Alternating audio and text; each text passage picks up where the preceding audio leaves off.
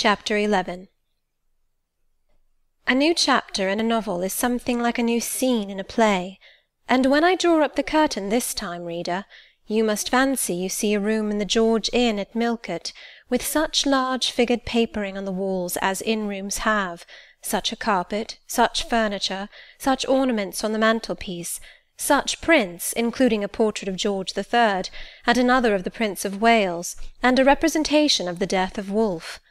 All this is visible to you by the light of an oil lamp hanging from the ceiling, and by that of an excellent fire, near which I sit in my cloak and bonnet. My muff and umbrella lie on the table, and I am warming away the numbness and chill contracted by 16 hours' exposure to the rawness of an October day.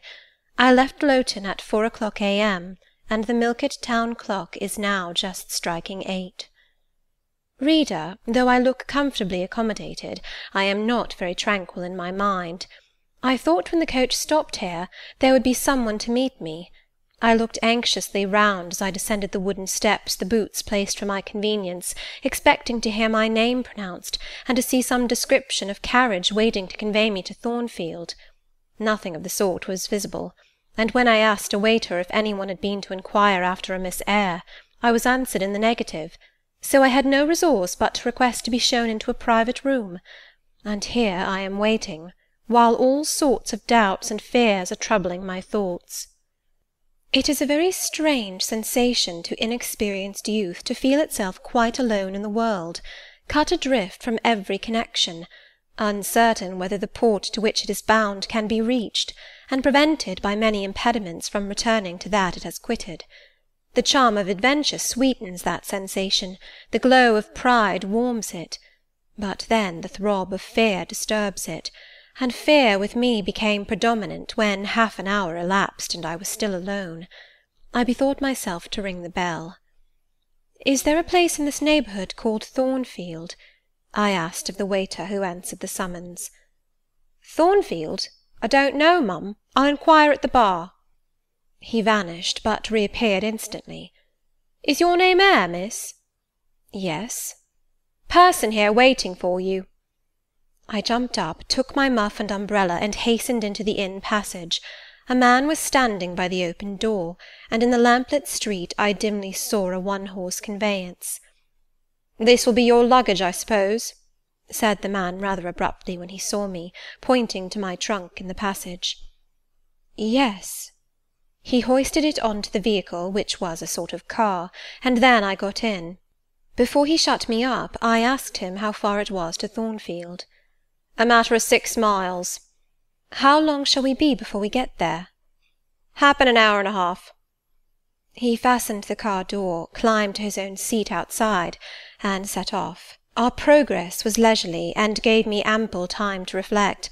I was content to be at length so near the end of my journey, and as I leaned back in the comfortable, though not elegant conveyance, I meditated much at my ease. I suppose, thought I, judging from the plainness of the servant and carriage, Mrs. Fairfax is not a very dashing person. So much the better. I never lived amongst fine people but once, and I was very miserable with them. I wonder if she lives alone except this little girl. If so, and if she is in any degree amiable, I shall be surely able to get on with her. I will do my best. It is a pity that doing one's best does not always answer. At Lowood, indeed, I took that resolution, kept it, and succeeded in pleasing. But with Mrs. Reed, I remember my best was always spurned with scorn. I pray God Mrs. Fairfax may not turn out a second Mrs. Reed. But if she does, I am not bound to stay with her. Let the worst come to the worst, I can advertise again. How far are we now on our road, I wonder? I let down the window and looked out. Millcote was behind us. Judging by the number of its lights, it seemed a place of considerable magnitude, much larger than Lowton. We were now, as far as I could see, on a sort of common, but there were houses scattered all over the district. I felt we were in a different region to Lowood, more populous, less picturesque, more stirring, less romantic. The roads were heavy, the night misty. My conductor let his horse walk all the way, and the hour and a half extended, I verily believe, to 2 hours. At last he turned in his seat and said, "You're known so far for Thornfield now. Again I looked out. We were passing a church. I saw its low, broad tower against the sky, and its bell was tolling a quarter. I saw a narrow galaxy of lights, too, on a hillside, marking a village or hamlet. About 10 minutes after, the driver got down and opened a pair of gates. We passed through, and they clashed to behind us. We now slowly ascended a drive, and came upon the long front of a house. Candlelight gleamed from one curtained bow window, all the rest were dark. The car stopped at the front door. It was opened by a maid-servant. I alighted and went in. "Will you walk this way, ma'am?" said the girl, and I followed her across a square hall with high doors all round. She ushered me into a room whose double illumination of fire and candle at first dazzled me, contrasting as it did with the darkness to which my eyes had been for 2 hours inured. When I could see, however, a cosy and agreeable picture presented itself to my view. A snug, small room, a round table by a cheerful fire, an arm-chair high-backed and old-fashioned, wherein sat the neatest imaginable little elderly lady, in widow's cap, black silk gown, and snowy muslin apron, exactly like what I had fancied Mrs. Fairfax, only less stately and milder-looking. She was occupied in knitting. A large cat sat demurely at her feet. Nothing, in short, was wanting to complete the beau ideal of domestic comfort. A more reassuring introduction for a new governess could scarcely be conceived. There was no grandeur to overwhelm, no stateliness to embarrass, and then, as I entered, the old lady got up and promptly and kindly came forward to meet me. "How do you do, my dear? I'm afraid you have had a tedious ride. John drives so slowly. You must be cold. Come to the fire." "Mrs. Fairfax, I suppose?" said I. "Yes, you are right. Do sit down." She conducted me to her own chair, and then began to remove my shawl and untie my bonnet strings. I begged she would not give herself so much trouble. "Oh, it is no trouble. I dare say your own hands are almost numbed with cold. Leah, make a little hot negus and cut a sandwich or two. Here are the keys of the store-room." And she produced from her pocket a most housewifely bunch of keys, and delivered them to the servant. "Now then, draw nearer to the fire," she continued. "You've brought your luggage with you, haven't you, my dear?" "Yes, ma'am." "I'll see it carried into your room," she said, and bustled out. She treats me like a visitor, thought I.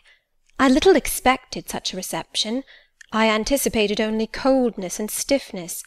This is not like what I have heard of the treatment of governesses, but I must not exult too soon.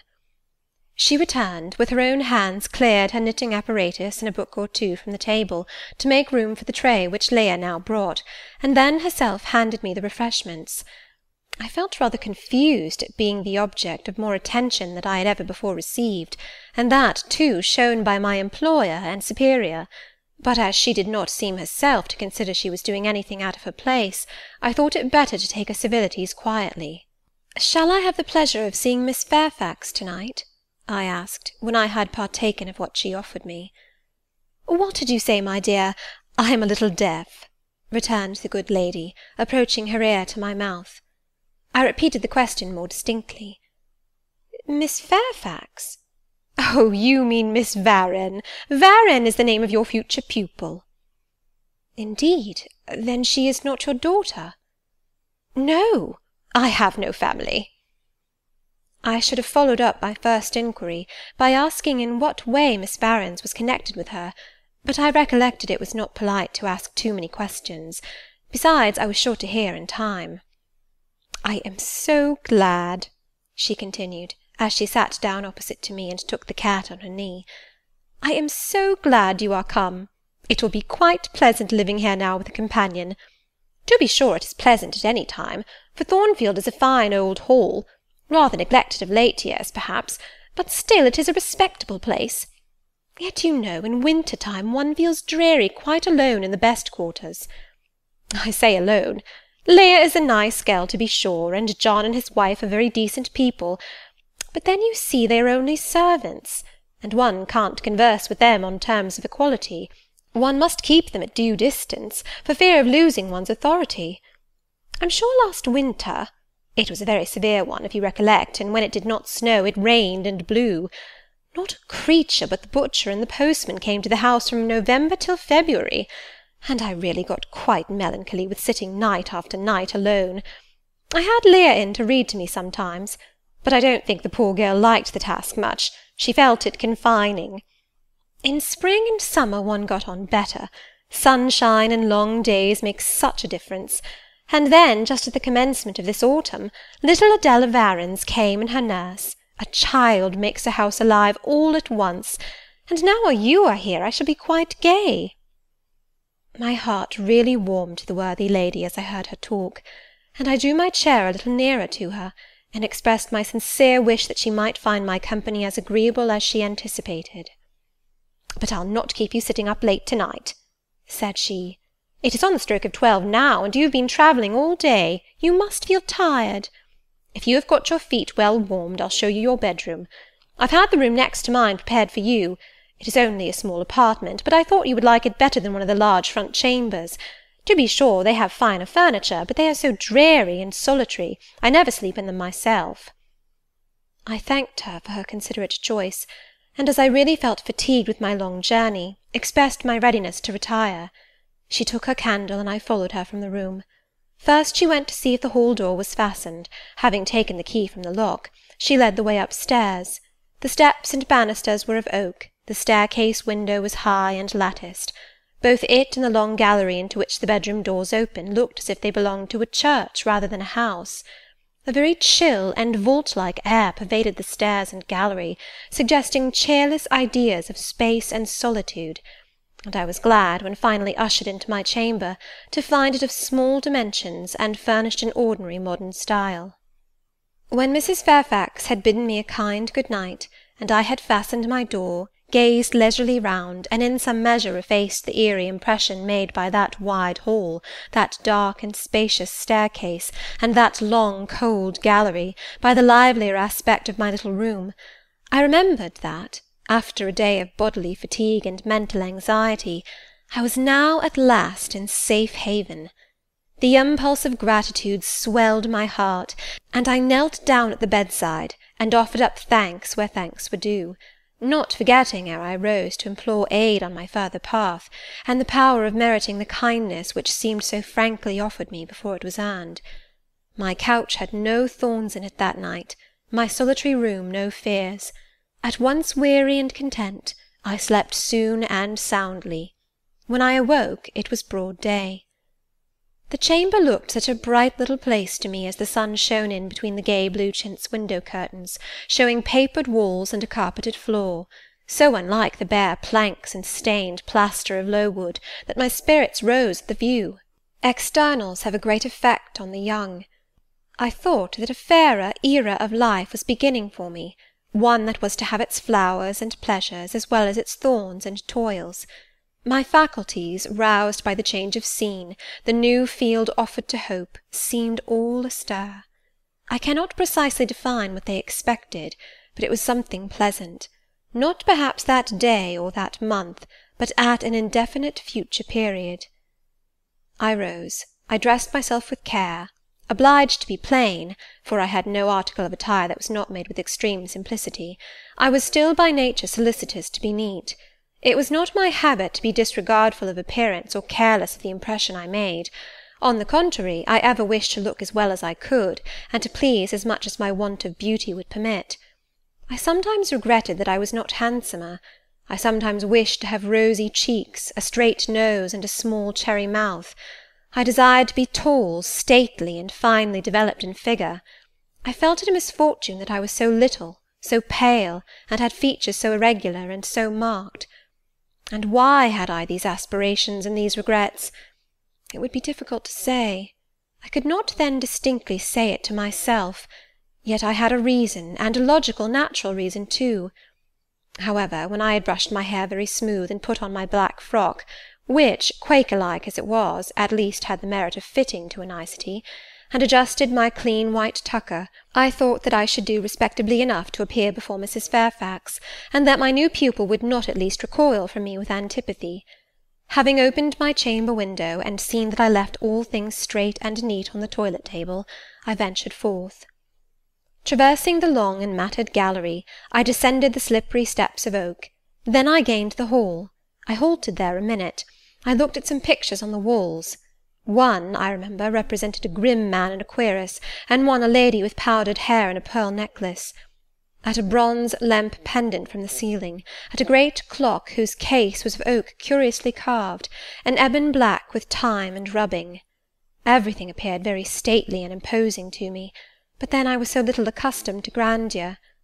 The hall door, which was half of glass, stood open. I stepped over the threshold. It was a fine autumn morning. The early sun shone serenely on embrowned groves and still green fields. Advancing on to the lawn, I looked up and surveyed the front of the mansion. It was 3 stories high, of proportions not vast, though considerable, a gentleman's manor-house, not a nobleman's seat. Battlements round the top gave it a picturesque look. Its grey front stood out well from the background of a rookery, whose cawing tenants were now on the wing. They flew over the lawn and grounds to alight in a great meadow, from which these were separated by a sunk fence, and where an array of mighty old thorn-trees, strong, knotty, and broad as oaks, at once explained the etymology of the mansion's designation. Farther off were hills, not so lofty as those round Lowood, nor so craggy, nor so like barriers of separation from the living world, but yet quiet and lonely hills enough, and seeming to embrace Thornfield with a seclusion I had not expected to find existent so near the stirring locality of Millcote. A little hamlet, whose roofs were blent with trees, straggled up the side of one of these hills. The church of the district stood nearer Thornfield. Its old tower-top looked over a knoll between the house and gates. I was yet enjoying the calm prospect and pleasant fresh air, yet listening with delight to the cawing of the rooks, yet surveying the wide hoary front of the hall, and thinking what a great place it was for one lonely little dame like Mrs. Fairfax to inhabit, when that lady appeared at the door. "What, out already?" said she. "I see you are an early riser." I went up to her, and was received with an affable kiss and shake of the hand. "How do you like Thornfield?" she asked. I told her I liked it very much. "Yes," she said, "it is a pretty place, but I fear it will be getting out of order unless Mr. Rochester should take it into his head to come and reside here permanently, or at least visit it rather oftener. Great houses and fine grounds require the presence of the proprietor." "Mr. Rochester?" I exclaimed. "Who is he?" "The owner of Thornfield," she responded quietly. "Did you not know he was called Rochester?" Of course I did not. I had never heard of him before, but the old lady seemed to regard his existence as a universally understood fact, with which everybody must be acquainted by instinct. "I thought," I continued, "Thornfield belonged to you." "To me? Bless you, child, what an idea! To me! I am only the housekeeper, the manager. To be sure, I am distantly related to the Rochesters by the mother's side, or at least my husband was. He was a clergyman, incumbent of Hay, that little village yonder on the hill, and that church near the gates was his. The present Mr. Rochester's mother was a Fairfax, and second cousin to my husband. But I never presume on the connection. In fact, it is nothing to me. I consider myself quite in the light of an ordinary housekeeper. My employer is always civil, and I expect nothing more." "And the little girl, my pupil?" "She is Mr. Rochester's ward. He commissioned me to find a governess for her. He intended to have her brought up in Blankshire, I believe. Here she comes, with her bonne, as she calls her nurse." The enigma then was explained. This affable and kind little widow was no great dame, but a dependent like myself. I did not like her the worse for that. On the contrary, I felt better pleased than ever. The equality between her and me was real, not the mere result of condescension on her part. So much the better, my position was all the freer. As I was meditating on this discovery, a little girl, followed by her attendant, came running up the lawn. I looked at my pupil, who did not at first appear to notice me. She was quite a child, perhaps 7 or 8 years old, slightly built, with a pale, small-featured face, and a redundancy of hair falling in curls to her waist. "Good morning, Miss Adela," said Mrs. Fairfax. Come and speak to the lady who is to teach you, and to make you a clever woman some day." She approached. "C'est là ma gouvernante," said she, pointing to me, and addressing her nurse, who answered, "Mais oui, certainement." "Are they foreigners?" I inquired, amazed at hearing the French language. "The nurse is a foreigner, and Adela was born on the continent, and I believe never left it until within 6 months ago. When she first came here she could speak no English. Now she can make shift to talk it a little.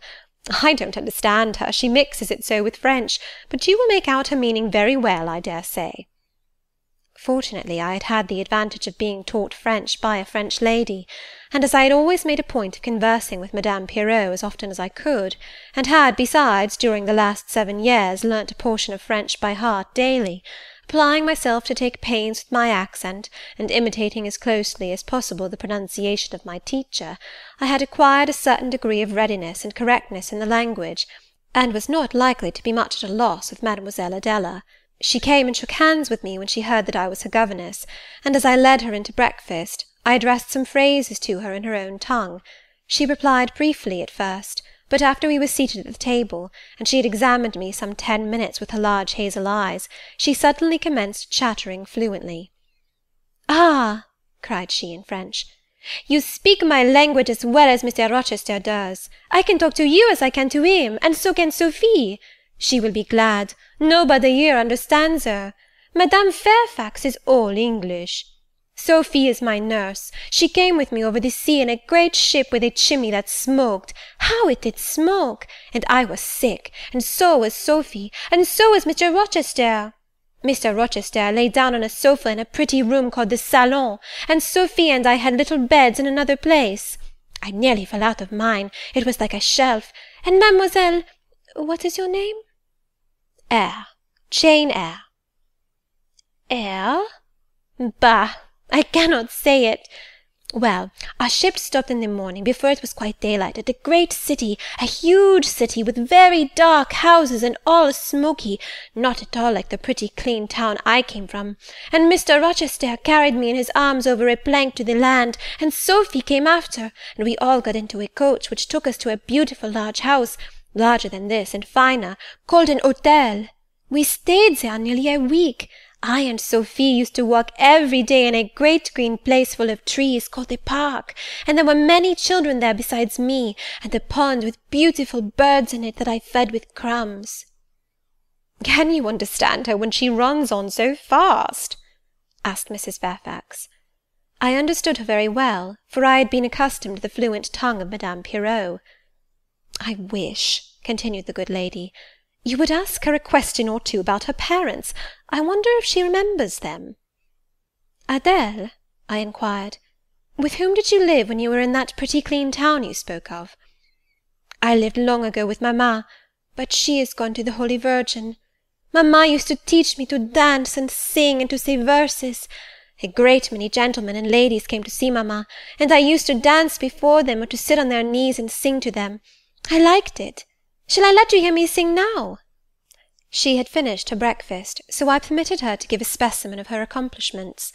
Descending from her chair, she came and placed herself on my knee. Then, folding her little hands demurely before her, shaking back her curls and lifting her eyes to the ceiling, she commenced singing a song from some opera. It was the strain of a forsaken lady, who, after bewailing the perfidy of her lover, calls pride to her aid, desires her attendant to deck her in her brightest jewels and richest robes, and resolves to meet the false one that night at a ball, and prove to him, by the gaiety of her demeanour, how little his desertion has affected her.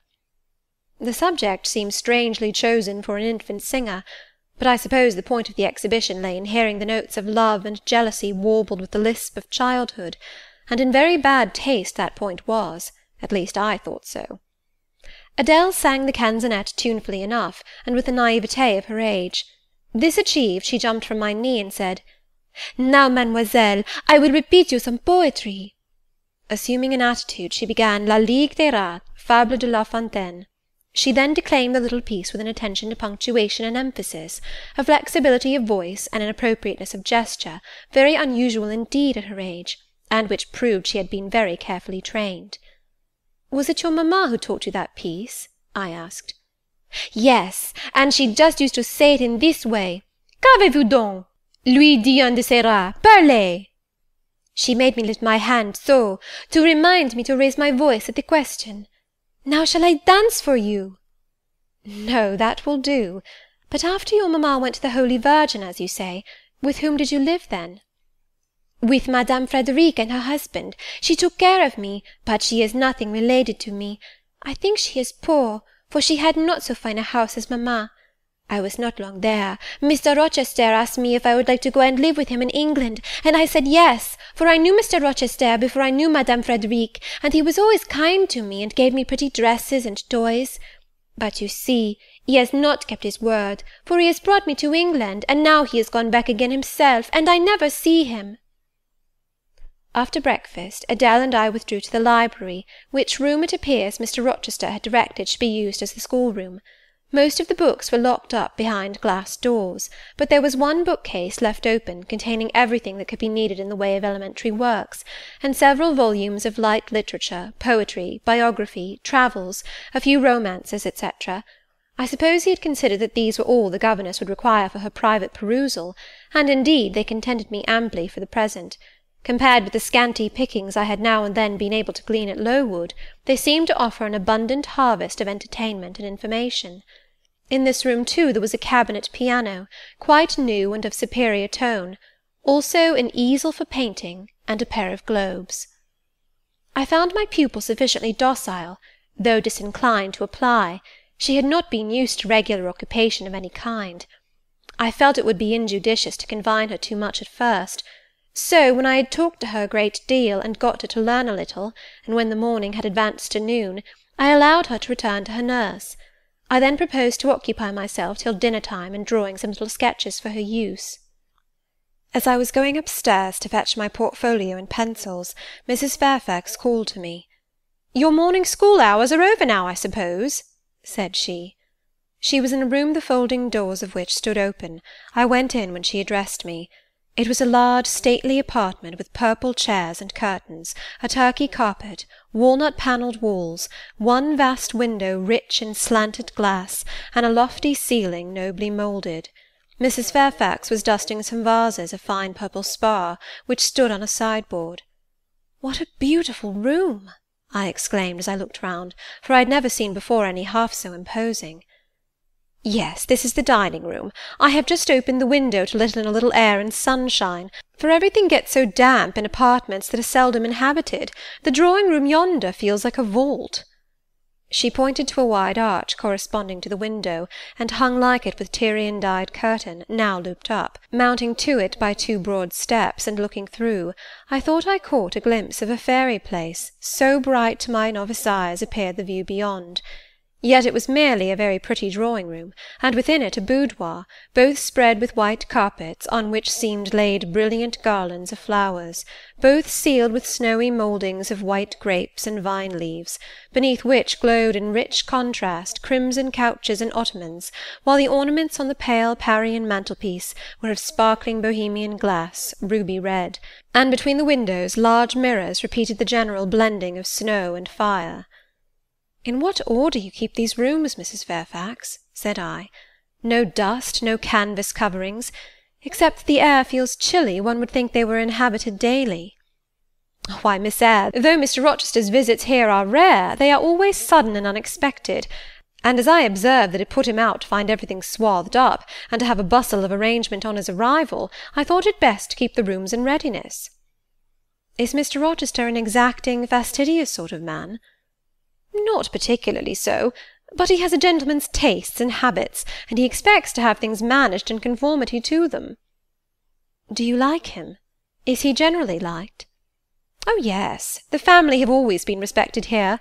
Almost all the land in this neighbourhood, as far as you can see, has belonged to the Rochesters time out of mind." "Well, but leaving his land out of the question, do you like him?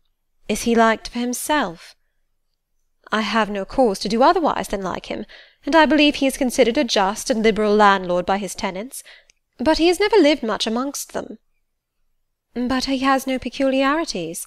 What, in short, is his character?" "Oh, his character is unimpeachable, I suppose. He is rather peculiar, perhaps. He has travelled a great deal, and seen a great deal of the world, I should think. I dare say he is clever, but I never had much conversation with him." "In what way is he peculiar?" "I don't know. It is not easy to describe. Nothing striking. But you feel it when he speaks to you. You cannot be always sure whether he is in jest or earnest, whether he is pleased or the contrary. You don't thoroughly understand him, in short. At least I don't. But it is of no consequence. He is a very good master." This was all the account I got from Mrs. Fairfax of her employer and mine. There are people who seem to have no notion of sketching a character, or observing and describing salient points, either in persons or things. The good lady evidently belonged to this class. My queries puzzled, but did not draw her out.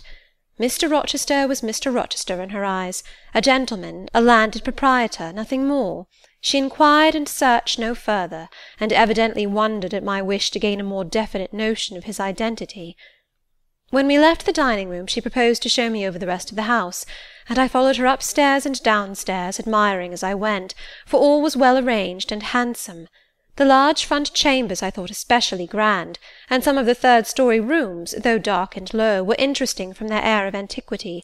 The furniture once appropriated to the lower apartments had from time to time been removed here, as fashion changed, and the imperfect light entering by their narrow casement showed bedsteads of 100 years old, chests in oak or walnut, looking, with their strange carvings of palm branches and cherubs' heads, like types of the Hebrew ark.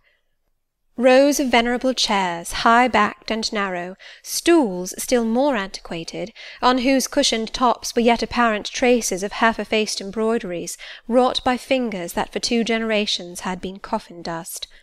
All these relics gave to the third story of Thornfield Hall the aspect of a home of the past, a shrine of memory. I liked the hush, the gloom, the quaintness of these retreats in the day, but I by no means coveted a night's repose on one of those wide and heavy beds, shut in, some of them with doors of oak, shaded others with wrought old English hangings crusted with thick work, betraying effigies of strange flowers, and stranger birds, and strangest human beings, all which would have looked strange indeed by the pallid gleam of moonlight. "Do the servants sleep in these rooms?" I asked. "No, they occupy a range of smaller apartments to the back. No one ever sleeps here. One would almost say that, if there were a ghost at Thornfield Hall, this would be its haunt." "So I think. You have no ghost, then?" "None that I ever heard of," returned Mrs. Fairfax, smiling. "Nor any traditions of one? No legends or ghost stories?" "I believe not. And yet it is said the Rochesters have been rather a violent than a quiet race in their time. Perhaps, though, that's the reason they rest tranquilly in their graves now." "Yes, after life's fitful fever they sleep well," I muttered. "Where are you going now, Mrs. Fairfax?" For she was moving away. "On to the Leads. Will you come and see the view from thence?" I followed still, up a very narrow staircase to the attics, and thence by a ladder and through a trap-door to the roof of the hall. I was now on a level with the crow colony, and could see into their nests. Leaning over the battlements and looking far down, I surveyed the grounds laid out like a map, the bright and velvet lawn closely girdling the grey base of the mansion, the field, wide as a park, dotted with its ancient timber, the wood, dun and sere, divided by a path visibly overgrown, greener with moss than the trees or with foliage, the church at the gates, the road, the tranquil hills, all reposing in the autumn day's sun, the horizon bounded by a propitious sky, azure, marbled with pearly white. No feature in the scene was extraordinary, but all was pleasing. When I turned from it and repassed the trap-door, I could scarcely see my way down the ladder. The attic seemed black as a vault compared with that arch of blue air to which I had been looking up, and to that sunlit scene of grove, pasture, and green hill, of which the hall was the centre, and over which I had been gazing with delight. Mrs. Fairfax stayed behind a moment to fasten the trap-door. I, by drift of groping, found the outlet from the attic, and proceeded to descend the narrow garret staircase. I lingered in the long passage to which this led, separating the front and back rooms of the third story. narrow, low, and dim, with only one little window at the far end, and looking, with its 2 rows of small black doors all shut, like a corridor in some Bluebeard's castle. While I paced softly on, the last sound I expected to hear in so still a region, a laugh, struck my ear. It was a curious laugh, distinct, formal, mirthless. I stopped. The sound ceased, only for an instant. It began again, louder, for at first, though distinct, it was very low. It passed off in a clamorous peal that seemed to wake an echo in every lonely chamber, though it originated but in one, and I could have pointed out the door from which the accents issued. "Mrs. Fairfax," I called out, for now I heard her descending the great stairs, "did you hear that loud laugh? Who is it?"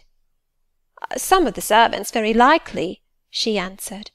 "Perhaps Grace Poole." "Did you hear it?" I again inquired. "Yes, plainly. I often hear her. She sews in one of these rooms. Sometimes Leah is with her. They are frequently noisy together."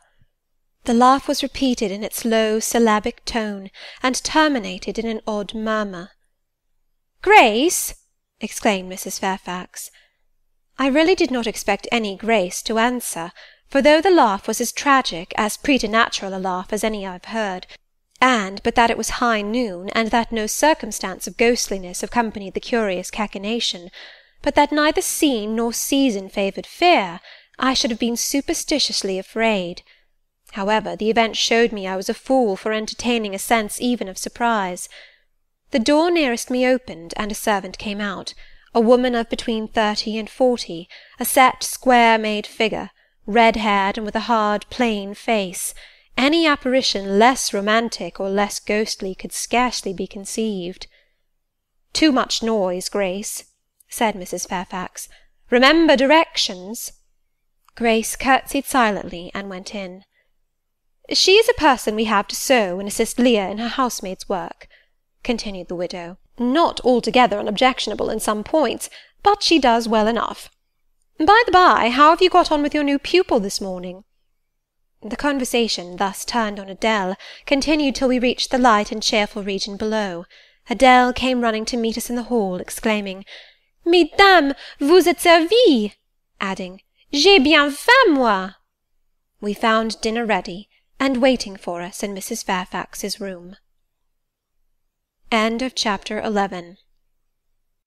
12. The promise of a smooth career, which my first calm introduction to Thornfield Hall seemed to pledge, was not belied on a longer acquaintance with the place and its inmates. Mrs. Fairfax turned out to be what she appeared, a placid-tempered, kind-natured woman, of competent education and average intelligence. My pupil was a lively child, who had been spoilt and indulged, and therefore was sometimes wayward, but as she was committed entirely to my care, and no injudicious interference from any quarter ever thwarted my plans for her improvement, she soon forgot her little freaks, and became obedient and teachable. She had no great talents, no marked traits of character, no peculiar development of feeling or taste which raised her 1 inch above the ordinary level of childhood, but neither had she any deficiency or vice which sunk her below it. She made reasonable progress, entertained for me a vivacious, though perhaps not very profound, affection, and by her simplicity, gay prattle, and efforts to please, inspired me, in return, with a degree of attachment sufficient to make us both content in each other's society. This, par parenthèse, will be thought cool language by persons who entertain solemn doctrines about the angelic nature of children, and the duty of those charged with their education to conceive for them an idolatrous devotion. But I am not writing to flatter parental egotism, to echo cant, or prop up humbug. I am merely telling the truth. I felt a conscientious solicitude for Adèle's welfare and progress, and a quiet liking for her little self, just as I cherished towards Mrs. Fairfax a thankfulness for her kindness, and a pleasure in her society proportionate to the tranquil regard she had for me, and the moderation of her mind and character. Anybody may blame me who likes, when I add further, that now and then, when I took a walk by myself in the grounds, when I went down to the gates and looked through them along the road, or when, while Adele played with her nurse, and Mrs. Fairfax made jellies in the store-room, I climbed the 3 staircases, raised the trap-door of the attic, and having reached the leads, looked out afar over sequestered field and hill and along dim sky-line, that then I longed for a power of vision which might overpass that limit, which might reach the busy world, towns, regions full of life I had heard of but never seen, that then I desired more of practical experience than I possessed, more of intercourse with my kind, of acquaintance with variety of character, than was here within my reach. I valued what was good in Mrs. Fairfax, and what was good in Adele, but I believed in the existence of other and more vivid kinds of goodness, and what I believed in I wished to behold. Who blames me? Many, no doubt, and I shall be called discontented. I could not help it. The restlessness was in my nature. It agitated me to pain sometimes. Then my sole relief was to walk along the corridor of the 3rd story, backwards and forwards, safe in the silence and solitude of the spot, and allow my mind's eye to dwell on whatever bright visions rose before it, and certainly they were many and glowing, to let my heart be heaved by the exultant movement, which, while it swelled it in trouble, expanded it with life, and best of all, to open my inward ear to a tale that was never ended, a tale my imagination created, and narrated continuously, quickened with all of incident, life, fire, feeling, that I desired and had not in my actual existence. It is in vain to say human beings ought to be satisfied with tranquillity. They must have action, and they will make it if they cannot find it. Millions are condemned to a stiller doom than mine, and millions are in silent revolt against their lot. Nobody knows how many rebellions, besides political rebellions, ferment in the masses of life which people earth. Women are supposed to be very calm generally, but women feel just as men feel. They need exercise for their faculties, and a field for their efforts, as much as their brothers do. They suffer from too rigid a restraint, too absolute a stagnation, precisely as men would suffer, and it is narrow-minded in their more privileged fellow-creatures to say that they ought to confine themselves to making puddings and knitting stockings, to playing on the piano and embroidering bags. It is thoughtless to condemn them, or laugh at them, if they seek to do more or learn more than custom has pronounced necessary for their sex. When thus alone, I not unfrequently heard Grace Poole's laugh, the same peal, the same low, slow ha, ha, which, when first heard, had thrilled me. I heard, too, her eccentric murmurs, stranger than her laugh. There were days when she was quite silent, but there were others when I could not account for the sounds she made. Sometimes I saw her. She would come out of her room with a basin or a plate or a tray in her hand, go down to the kitchen and shortly return, generally, oh, romantic reader, forgive me for telling the plain truth, bearing a pot of porter. Her appearance always acted as a damper to the curiosity raised by her oral oddities. Hard-featured and staid, she had no point to which interest could attach. I made some attempts to draw her into conversation, but she seemed a person of few words. A monosyllabic reply usually cut short every effort of that sort. The other members of the household, viz., John and his wife, Leah the housemaid, and Sophie the French nurse, were decent people, but in no respect remarkable. With Sophie I used to talk French, and sometimes I asked her questions about her native country, but she was not of a descriptive or narrative turn, and generally gave such vapid and confused answers as were calculated rather to check than encourage inquiry. October, November, December passed away. One afternoon in January, Mrs. Fairfax had begged a holiday for Adele because she had a cold, and as Adele seconded the request with an ardour that reminded me how precious occasional holidays had been to me in my own childhood, I accorded it, deeming that I did well in showing pliability on the point. It was a fine calm day, though very cold, I was tired of sitting still in the library through a whole long morning. Mrs. Fairfax had just written a letter which was waiting to be posted, so I put on my bonnet and cloak, and volunteered to carry it to Hay. The distance, 2 miles, would be a pleasant winter afternoon walk. Having seen Adele comfortably seated in her little chair by Mrs. Fairfax's parlour fireside, and given her best wax doll, which I usually kept enveloped in a silver paper in a drawer, to play with, and a story-book for change of amusement, and having replied to her, "Revenez bientôt, mon bon ami, ma chère Mademoiselle Jeannette," with a kiss, I set out. The ground was hard, the air was still, my road was lonely. I walked fast till I got warm, and then I walked slowly to enjoy and analyse the species of pleasure brooding for me in the hour and situation. It was 3 o'clock. The church bell tolled as I passed under the belfry. The charm of the hour lay in its approaching dimness, in the low gliding and pale beaming sun. I was a mile from Thornfield, in a lane noted for wild roses in summer, for nuts and blackberries in autumn, and even now possessing a few coral treasures and hips and haws, but whose best winter delight lay in its utter solitude and leafless repose. If a breath of air stirred, it made no sound here, for there was not a holly, not an evergreen to rustle, and the stripped hawthorn and hazel bushes were as still as the white, worn stones which causewayed the middle of the path. Far and wide on each side there were only fields, where no cattle now browsed, and the little brown birds, which stirred occasionally in the hedge, looked like single russet leaves that had forgotten to drop. This lane inclined uphill all the way to Hay. Having reached the middle, I sat down on a stile which led thence into a field. Gathering my mantle about me, and sheltering my hands in my muff, I did not feel the cold, though it froze keenly, as was attested by a sheet of ice covering the causeway, where a little brooklet, now congealed, had overflowed after a rapid thaw some days since. From my seat I could look down on Thornfield. The grey and battlemented hall was the principal object in the vale below me, its woods and dark rookery rose against the west. I lingered till the sun went down amongst the trees, and sank crimson and clear behind them. I then turned eastward. On the hill-top above me sat the rising moon. Pale yet as a cloud, but brightening momentarily, she looked over Hay, which, half lost in trees, sent up a blue smoke from its few chimneys. It was yet a mile distant, but in the absolute hush I could hear plainly its thin murmurs of life. My ear, too, felt the flow of currents.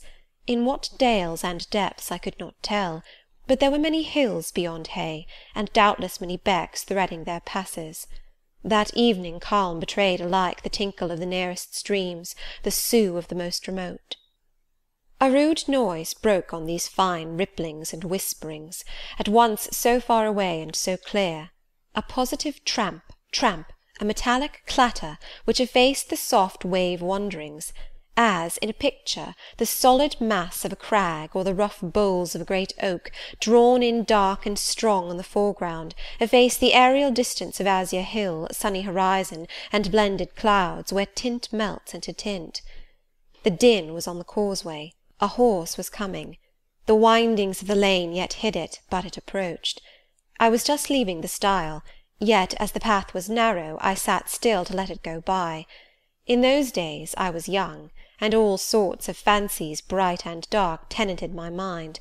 The memories of nursery stories were there amongst other rubbish, and when they recurred, maturing youth added to them a vigour and vividness beyond what childhood could give.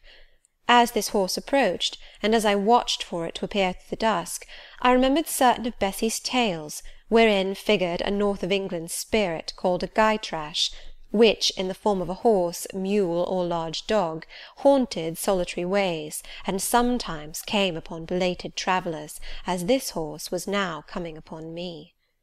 It was very near, but not yet in sight, when, in addition to the tramp, tramp, I heard a rush under the hedge, and close down by the hazel stems glided a great dog, whose black and white colour made him a distinct object against the trees. It was exactly one form of Bessy's Gytrash, a lion-like creature, with long hair and a huge head. It passed me, however, quietly enough, not staying to look up, with strange pretercanine eyes in my face, as I half expected it would. The horse followed, a tall steed, and on its back a rider. The man, the human being, broke the spell at once. Nothing ever rode the Gytrash. It was always alone, and goblins, to my notions, though they might tenant the dumb carcasses of beasts, could scarce covet shelter in the commonplace human form. No Gytrash was this, only a traveller taking the short cut to Milket. He passed, and I went on. A few steps, and I turned. A sliding sound, and an exclamation of "What the deuce is to do now?" and a clattering tumble arrested my attention. Man and horse were down. They had slipped on the sheet of ice which glazed the causeway. The dog came bounding back, and seeing his master in a predicament, and hearing the horse groan, barked till the evening hills echoed the sound, which was deep in proportion to his magnitude. He snuffed round the prostrate group, and then he ran up to me. It was all he could do. There was no other help at hand to summon. I obeyed him, and walked down to the traveller, by this time struggling himself free of his steed. His efforts were so vigorous I thought he could not be much hurt, but I asked him the question. "Are you injured, sir?" I think he was swearing, but I am not certain. However, he was pronouncing some formula which prevented him from replying to me directly. "Can I do anything?" I asked again. "You must just stand on one side," he answered as he rose, first to his knees and then to his feet. I did, whereupon began a heaving, stamping, clattering process, accompanied by a barking and baying which removed me effectually some yards' distance, but I would not be driven quite away till I saw the event. This was finally fortunate. The horse was re-established, and the dog was silenced with a "Down, Pilot!" The traveller, now stooping, felt his foot and leg as if trying whether they were sound. Apparently something ailed them, for he halted to the stile whence I had just risen, and sat down. I was in the mood for being useful, or at least officious, I think, for I now drew near him again. "If you are hurt, and want help, sir, I can fetch someone either from Thornfield Hall or from Hay." "Thank you, I shall do. I have no broken bones, only a sprain." And again he stood up and tried his foot, but the result extorted an involuntary "Ugh!" Something of daylight still lingered, and the moon was waxing bright. I could see him plainly. His figure was enveloped in a riding cloak, fur-collared and steel-clasped. Its details were not apparent, but I traced the general points of middle height and considerable breadth of chest. He had a dark face, with stern features and a heavy brow. His eyes and gathered eyebrows looked ireful and thwarted just now. He was past youth, but had not reached middle age. Perhaps he might be 35. I felt no fear of him, and but little shyness. Had he been a handsome, heroic-looking young gentleman, I should not have dared to stand thus questioning him against his will, and offering my services unasked. I had hardly ever seen a handsome youth, never in my life spoken to one. I had a theoretical reverence and homage for beauty, elegance, gallantry, fascination. But had I met those qualities incarnate in masculine shape, I should have known instinctively that they neither had nor could have sympathy with anything in me, and should have shunned them as one would fire, lightning, or anything else that is bright but antipathetic. If even the stranger had smiled and been good-humoured to me when I addressed him, if he had put off my offer with assistance gaily and with thanks, I should have gone on my way and not felt any vocation to renew inquiries. But the frown, the roughness of the traveller set me at my ease. I retained my station when he waved me to go, and announced, "I cannot think of leaving you, sir, at so late an hour, in this solitary lane, till I see you are fit to mount your horse." He looked at me when I said this. He had hardly turned his eyes in my direction before. "I should think you ought to be at home yourself," said he, "if you have a home in this neighbourhood. Where do you come from?" "From just below, and I am not at all afraid of being out late when it is moonlight. I will run over to Hay for you with pleasure, if you wish it. Indeed, I am going there to post a letter." "You live just below? Do you mean at that house with the battlements?" pointing to Thornfield Hall, on which the moon cast a hoary gleam, bringing it out distinct and pale from the woods, that, by contrast with the western sky, now seemed one mass of shadow. "Yes, sir." "Whose house is it?" "Mr. Rochester's." "Do you know Mr. Rochester?" "No, I have never seen him." "He is not resident, then?" No. Can you tell me where he is? I cannot.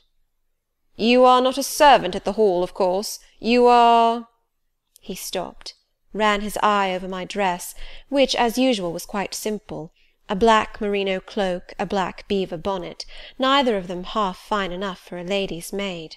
He seemed puzzled to decide what I was. I helped him. I am the governess.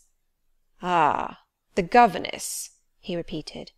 Deuce take me if I had not forgotten. The governess. And again my raiment underwent scrutiny.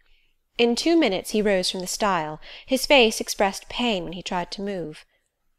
I cannot commission you to fetch help, he said, but you may help me a little yourself if you will be so kind. Yes, sir. You have not an umbrella that I can use as a stick? No. Try to get hold of my horse's bridle and lead him to me. You are not afraid?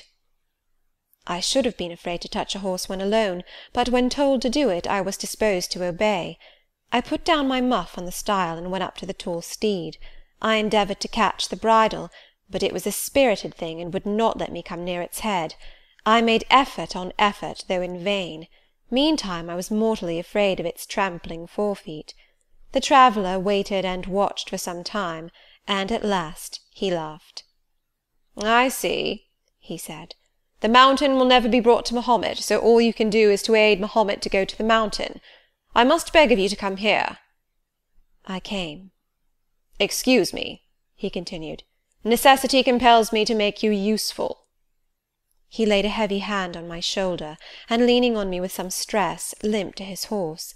Having once caught the bridle, he mastered it directly and sprang to his saddle, grimacing grimly as he made the effort, for it wrenched his sprain.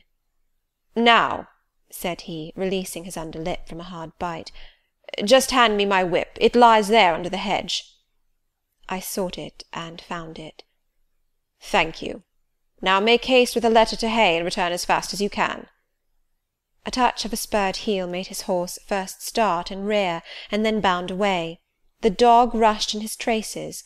All three vanished, like heath that in the wilderness the wild wind whirls away. I took up my muff and walked on. The incident had occurred and was gone for me. It was an incident of no moment, no romance, no interest in a sense, yet it marked with change one single hour of a monotonous life. My help had been needed and claimed. I had given it. I was pleased to have done something.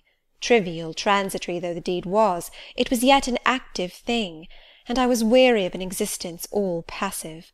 The new face, too, was like a new picture introduced to the gallery of memory, and it was dissimilar to all the others hanging there, firstly because it was masculine, and secondly because it was dark, strong, and stern. I had it still before me when I entered Hay, and slipped the letter into the post-office. I saw it as I walked fast downhill all the way home. When I came to the stile, I stopped a minute, looked round, and listened, with an idea that a horse's hoofs might ring on the causeway again, and that a rider in a cloak, and a Gytrash like Newfoundland dog might be again apparent. I saw only the hedge and a pollard willow before me, rising up still and straight to meet the moonbeams. I heard only the faintest waft of wind roaming fitful among the trees round Thornfield a mile distant, and when I glanced down in the direction of the murmur, my eye, traversing the hall front, caught a light kindling in a window. It reminded me that I was late, and I hurried on. I did not like re-entering Thornfield. To pass its threshold was to return to stagnation, to cross the silent hall, to ascend the darksome staircase, to seek my own lonely little room, and then to meet tranquil Mrs. Fairfax, and spend the long winter evening with her, and her only, was to quell wholly the faint excitement awakened by my walk, to slip again over my faculties the viewless fetters of a uniform and too still existence, of an existence whose very privileges of security and ease I was becoming incapable of appreciating. What good it would have done me at that time to have been tossed in the storms of an uncertain, struggling life, and to have been taught by rough and bitter experience to long for the calm amidst which I now repined. Yes, just as much good as it would do a man tired of sitting still in a too-easy chair to take a long walk, and just as natural was the wish to stir, under my circumstances, as it would be under his. I lingered at the gates, I lingered on the lawn, I paced backwards and forwards on the pavement. The shutters of the glass door were closed. I could not see into the interior, and both my eyes and spirit seemed drawn from the gloomy house, from the grey hollow filled with rayless cells, as it appeared to me, to that sky expanded before me, a blue sea absolved from taint of cloud, the moon ascending it in solemn march, her orb seeming to look up as she left the hill-tops, from behind which she had come, far and farther below her, and aspired to the zenith, midnight dark in its fathomless depth and measureless distance, and for those trembling stars that followed her course, they made my heart tremble, my veins glow when I viewed them. Little things recall us to earth. The clock struck in the hall, that sufficed. I turned from moon and stars, opened a side door, and went in. The hall was not dark, nor yet was it lit, only by the high-hung bronze lamp. A warm glow suffused both it and the lower steps of the oak staircase. This ruddy shine issued from the great dining-room, whose two-leaved door stood open, and showed a genial fire in the grate, glancing on marble hearth and brass fire-irons, and revealing purple draperies and polished furniture, in the most pleasant radiance. It revealed, too, a group near the mantelpiece. I had scarcely caught it, and scarcely become aware of a cheerful mingling of voices, amongst which I seemed to distinguish the tones of Adele, when the door closed. I hastened to Mrs. Fairfax's room. There was a fire there too, but no candle, and no Mrs. Fairfax.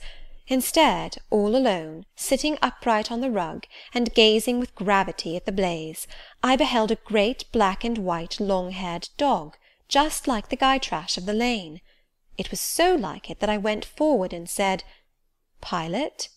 and the thing got up and came to me and snuffed me. I caressed him, and he wagged his great tail, but he looked an eerie creature to be alone with, and I could not tell whence he had come. I rang the bell, for I wanted a candle, and I wanted, too, to get an account of this visitant. Leah entered. "What dog is this?" "He came with master."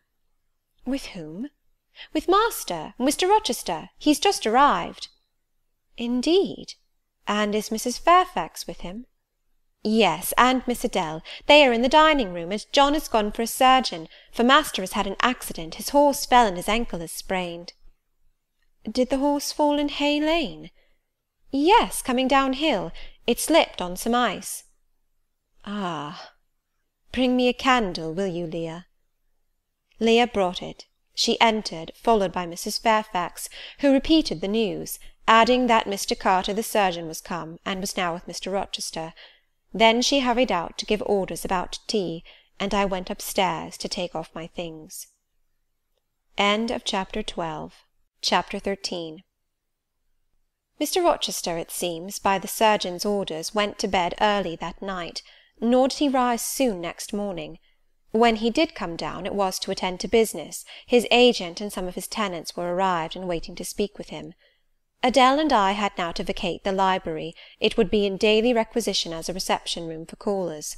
A fire was lit in an apartment upstairs, and there I carried our books, and arranged it for the future schoolroom.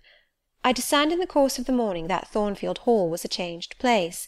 No longer silent as a church, it echoed every hour or two to a knock at the door, or a clang of the bell. Steps, too, often traversed the hall, and new voices spoke in different keys below. A rill from the outer world was flowing through it. It had a master. For my part, I liked it better. Adele was not easy to teach that day. She could not apply. She kept running to the door and looking over the banisters to see if she could get a glimpse of Mr. Rochester. Then she coined pretexts to go downstairs, in order, as I shrewdly suspected, to visit the library, where I knew she was not wanted. Then, when I got a little angry, and made her sit still, she continued to talk incessantly of her ami, Monsieur Edward Fairfax de Rochester, as she dubbed him. I had not before heard his praenomens, and to conjecture what presents he had brought her, for it appears he had intimated the night before, that when his luggage came from Millcote, there would be found amongst it a little box in whose contents she had an interest. "Et cela doit signifier," said she, qu'il y aura là dedans un cadeau pour moi, et peut-être pour vous aussi, mademoiselle. Monsieur a parlé de vous, il m'a demandé le nom de ma gouvernante, et si elle n'était pas une petite personne, assez mince, et un peu pâle. J'ai dit que oui, car c'est vrai, n'est-ce pas, mademoiselle? I and my pupil dined as usual in Mrs. Fairfax's parlour. The afternoon was wild and snowy, and we passed it in the schoolroom. At dark I allowed Adele to put away books and work, and to run downstairs, for, from the comparative silence below, and from the cessation of appeals to the door-bell, I conjectured that Mr. Rochester was now at liberty. Left alone, I walked to the window, but nothing was to be seen thence. Twilight and snowflakes together thickened the air, and hid the very shrubs on the lawn. I let down the curtain, and went back to the fireside. In the clear embers I was tracing a view, not unlike a picture I remembered to have seen of the castle of Heidelberg on the Rhine, when Mrs. Fairfax came in, breaking up by her entrance the fiery mosaic I had been piecing together, and scattering too some heavy unwelcome thoughts that were beginning to throng on my solitude. "Mr. Rochester would be glad if you and your pupil would take tea with him in the drawing-room this evening," said she. "He has been so much engaged all day that he could not ask to see you before." "When is his tea-time?" I inquired. "Oh, at 6 o'clock. He keeps early hours in the country. You had better change your frock now. I will go with you and fasten it. Here is a candle." "Is it necessary to change my frock?" "Yes, you had better. I always dress for the evening when Mr. Rochester is here." This additional ceremony seemed somewhat stately. However, I repaired to my room, and, with Mrs. Fairfax's aid, replaced my black stuff dress by one of black silk, the best and the only additional one I had, except one of light grey, which in my Lowood notions of the toilet I thought too fine to be worn, except on first-rate occasions. "You want a brooch," said Mrs. Fairfax. I had a single little pearl ornament which Miss Temple gave me as a parting keepsake. I put it on, and then we went downstairs. Unused as I was to strangers, it was rather a trial to appear thus formally summoned in Mr. Rochester's presence. I let Mrs. Fairfax precede me into the dining-room, and kept in her shade as we crossed that apartment, and passing the arch, whose curtain was now dropped, entered the elegant recess beyond. 2 wax candles stood lighted on the table, and 2 on the mantelpiece. Basking in the light and heat of a superb fire lay Pilot. Adele knelt near him. Half reclined on a couch appeared Mr. Rochester, his foot supported by the cushion. He was looking at Adele and the dog. The fire shone full on his face. I knew my traveller, with his broad and jetty eyebrows, his square forehead, made squarer by the horizontal sweep of his black hair. I recognized his decisive nose, more remarkable for character than beauty, his full nostrils, denoting, I thought, choler, his grim mouth, chin, and jaw. Yes, all 3 were very grim, and no mistake. His shape, now divested of cloak, I perceived harmonized in squareness with his physiognomy. I suppose it was a good figure in the athletic sense of the term, broad-chested and thin-flanked, though neither tall nor graceful. Mr. Rochester must have been aware of the entrance of Mrs. Fairfax and myself, but it appeared he was not in the mood to notice us, for he never lifted his head as we approached. "Here is Miss Eyre, sir," said Mrs. Fairfax in her quiet way. He bowed, still not taking his eyes from the group of the dog and child. "Let Miss Eyre be seated," said he, and there was something in the forced, stiff bow, in the impatient yet formal tone, which seemed further to express, "What the deuce is it to me whether Miss Eyre is there or not? At this moment I am not disposed to accost her." I sat down quite disembarrassed. A reception of finished politeness would probably have confused me. I could not have returned or repaid it by answering grace and elegance on my part. But harsh caprice laid me under no obligation. On the contrary, a decent quiescence, under the freak of manner, gave me the advantage. Besides, the eccentricity of the proceeding was piquant. I felt interested to see how he would go on. He went on as a statue would. That is, he neither spoke nor moved. Mrs. Fairfax seemed to think it necessary that some one should be amiable, and she began to talk. Kindly, as usual, and, as usual, rather trite, she condoled with him on the pressure of business he had had all day, on the annoyance it must have been to him with that painful sprain. Then she commended his patience and perseverance in going through with it. "Madam, I should like some tea," was the sole rejoinder she got.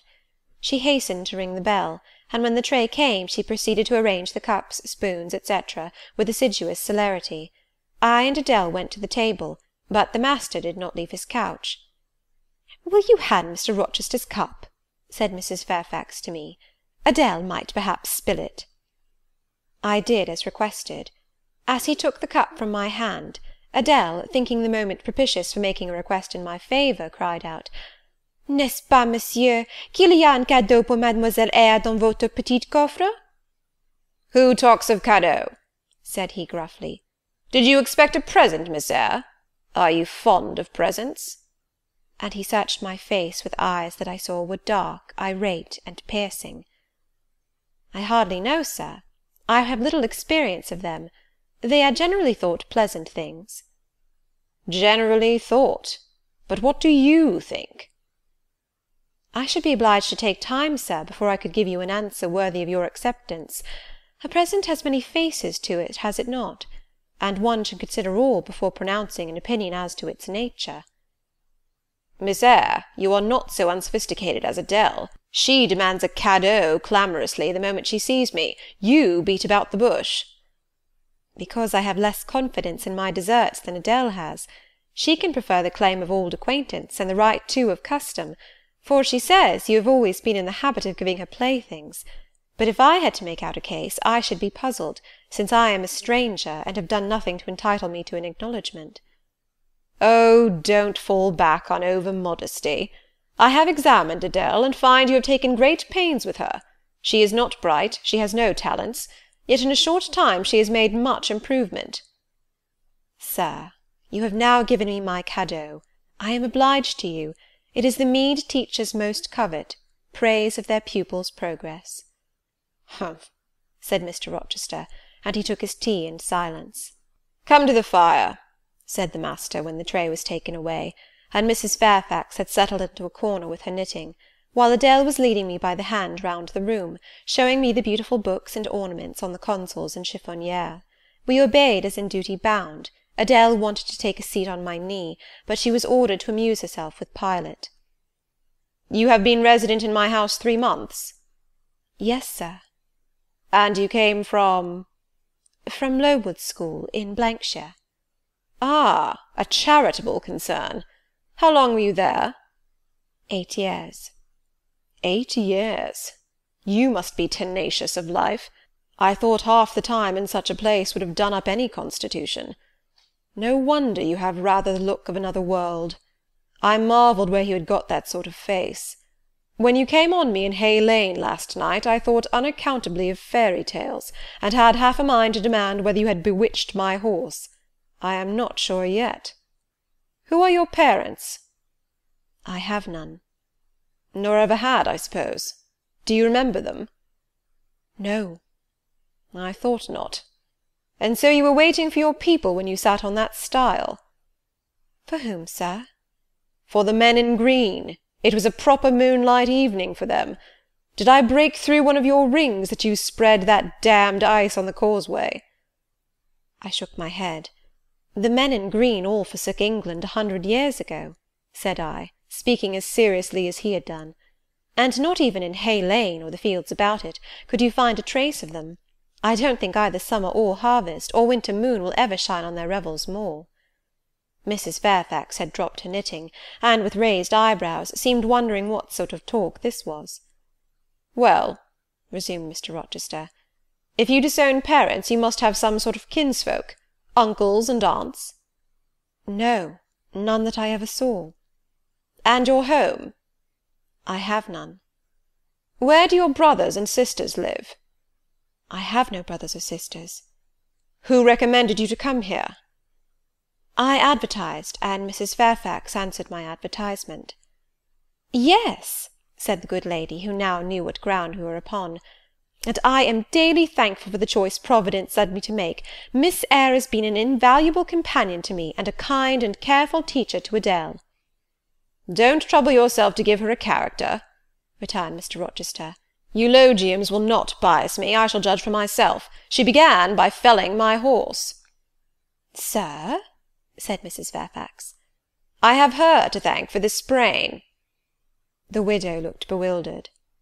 Miss Eyre, have you ever lived in a town? No, sir. Have you seen much society?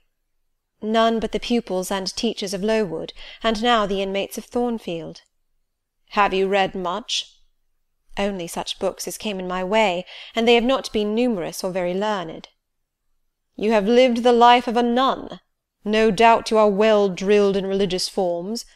Brocklehurst, who I understand directs Lowood, is a parson, is he not? Yes, sir.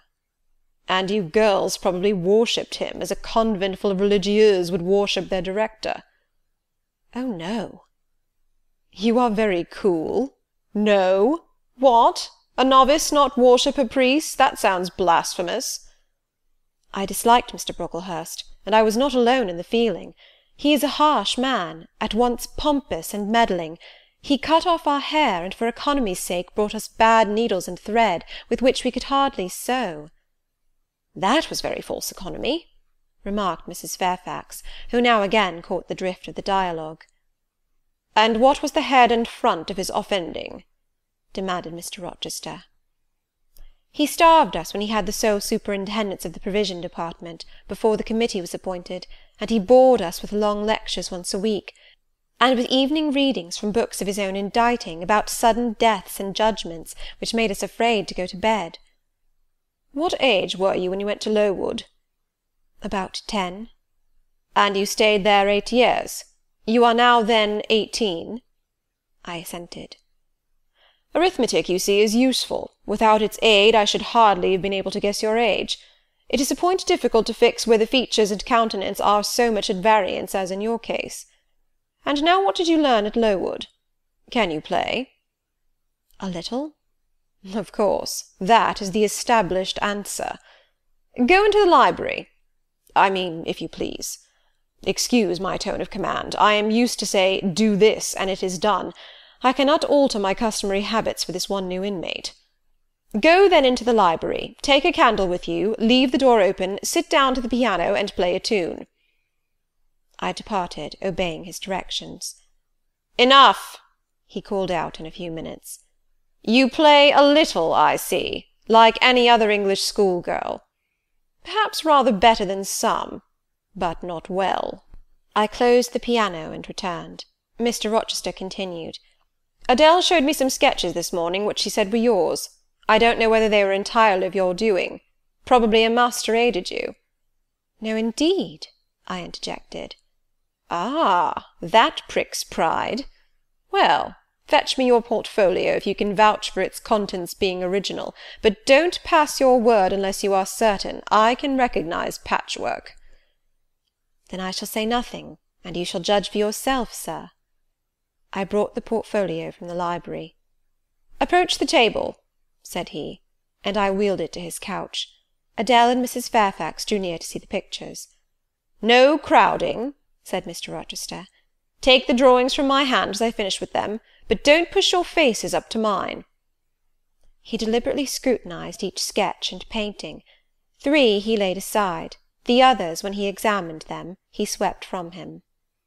Take them off to the other table, Mrs. Fairfax, said he, and look at them with Adele. You, glancing at me, resume your seat and answer my questions. I perceive those pictures were done by one hand. Was that hand yours? Yes. And when did you find time to do them? They have taken much time and some thought. I did them in the last 2 vacations I spent at Lowood, when I had no other occupation. Where did you get your copies? Out of my head. That head I see now on your shoulders? Yes, sir. Has it other furniture of the same kind within? I should think it may have. I should hope better. He spread the pictures before him, and again surveyed them alternately. While he is so occupied, I will tell you, reader, what they are, and first I must premise that they are nothing wonderful. The subjects had indeed risen vividly on my mind. As I saw them with the spiritual eye before I attempted to embody them, they were striking, but my hand would not second my fancy, and in each case it had wrought out but a pale portrait of the thing I had conceived. These pictures were in water-colours.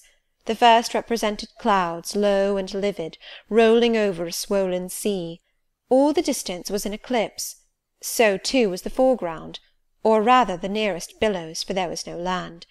One gleam of light lifted into relief a half-submerged mast, on which sat a cormorant, dark and large, with wings flecked with foam. Its beak held a gold bracelet set with gems, that I had touched with as brilliant tints as my palette could yield, and as glittering distinctness as my pencil could impart. Sinking below the bird and mast, a drowned corpse glanced through the green water. A fair arm was the only limb clearly visible, whence the bracelet had been washed or torn. The second picture contained for foreground only the dim peak of a hill, with grass and some leaves slanting as if by a breeze. Beyond and above spread an expanse of sky, dark blue as at twilight. Rising into the sky was a woman's shape to the bust, portrayed in tints as dusk and soft as I could combine.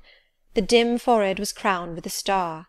The lineaments below were seen as through the suffusion of vapour, the eyes shone dark and wild, the hair streamed shadowy, like a beamless cloud torn by storm or electric travail. On the neck lay a pale reflection like moonlight. The same faint lustre touched the train of thin clouds from which rose and bowed this vision of the evening star. The third showed the pinnacle of an iceberg piercing a polar wintry sky. A muster of northern lights reared their dim lances, close serried along the horizon. Throwing these into distance, rose, in the foreground, a head, a colossal head, inclined towards the iceberg and resting against it.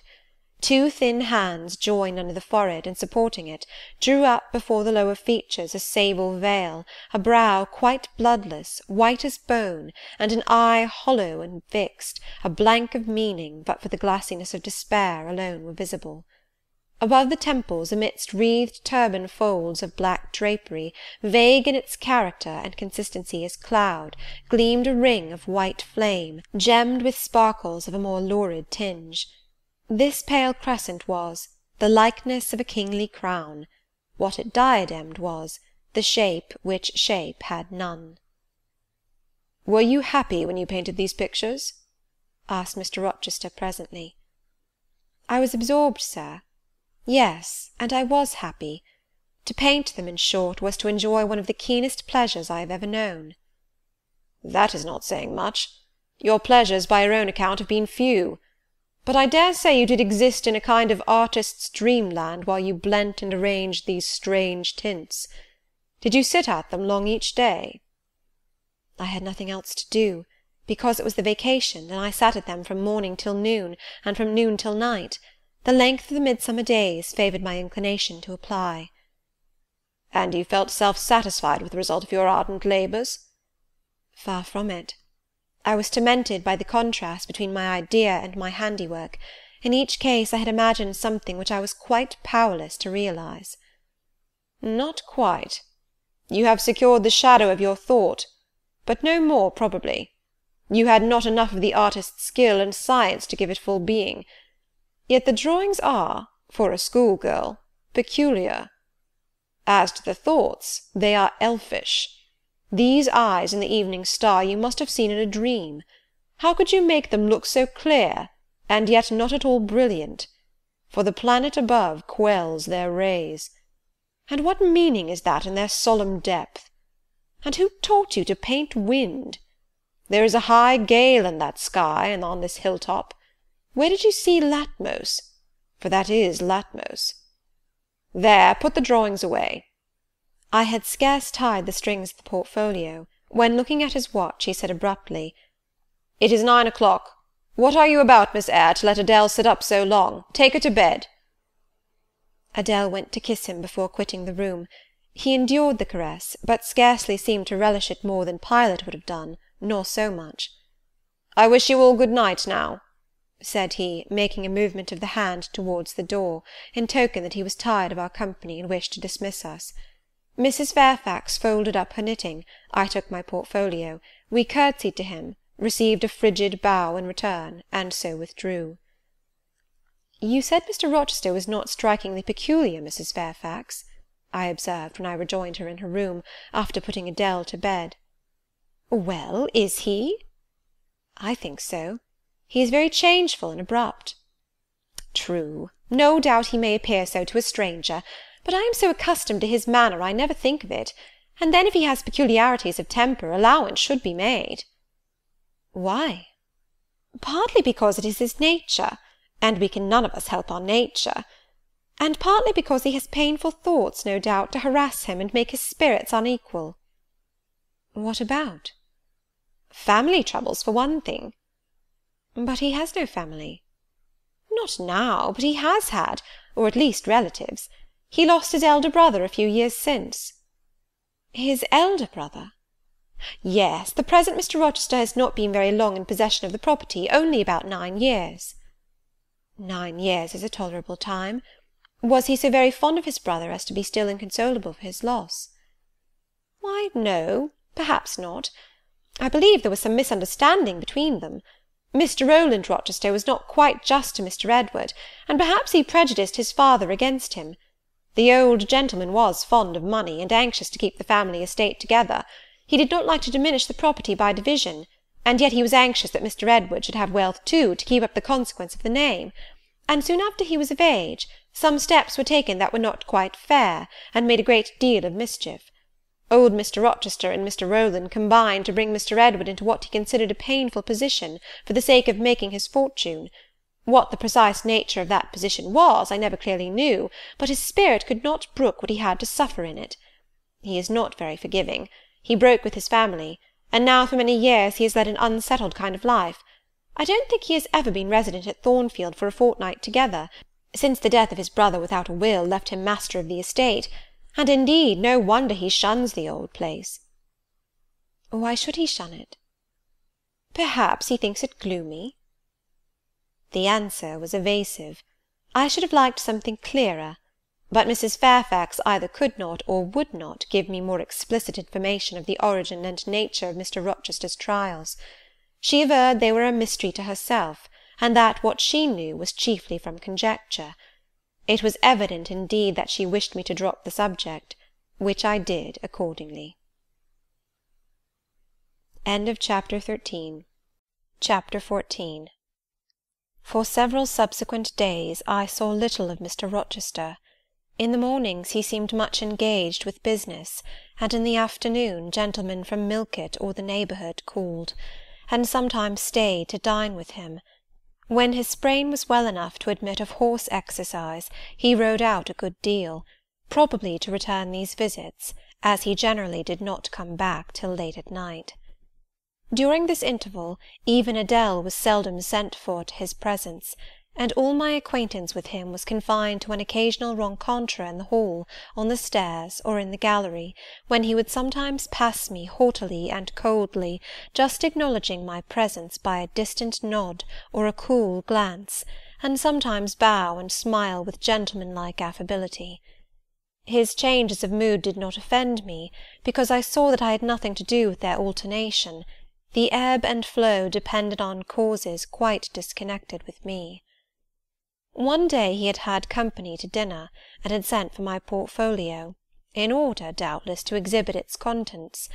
The gentleman went away early to attend a public meeting at Millcote, as Mrs. Fairfax informed me, but the night being wet and inclement, Mr. Rochester did not accompany them. Soon after they were gone he rang the bell. A message came that I and Adele were to go downstairs.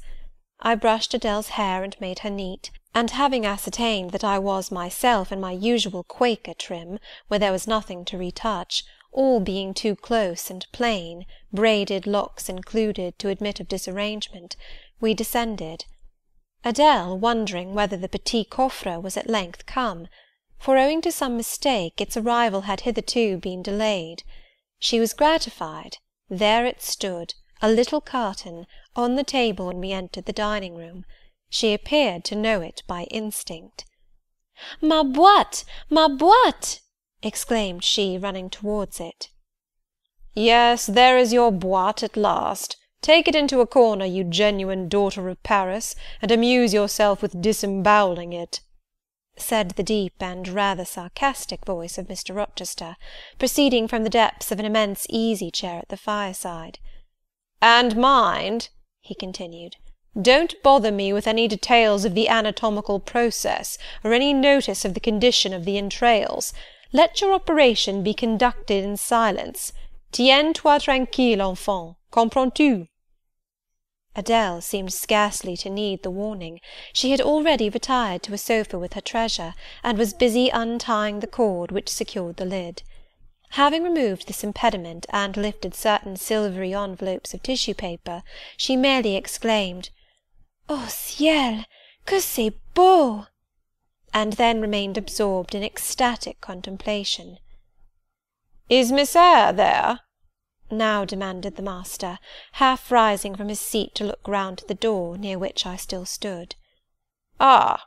Well, come forward. Be seated here." He drew a chair near his own. "I am not fond of the prattle of children," he continued. "For, old bachelor as I am, I have no pleasant associations connected with their lisp. It would be intolerable to me to pass a whole evening tête-à-tête with a brat. Don't draw that chair farther off, Miss Eyre. Sit down exactly where I placed it. If you please, that is. Confound these civilities. I continually forget them. Nor do I particularly affect simple-minded old ladies. By the by, I must have mine in mind. It won't do to neglect her. She is a Fairfax, or wed to one, and blood is said to be thicker than water." He rang, and dispatched an invitation to Mrs. Fairfax, who soon arrived, knitting-basket in hand. "Good evening, madam. I sent to you for a charitable purpose. I have forbidden Adèle to talk to me about her presents, and she is bursting with repletion.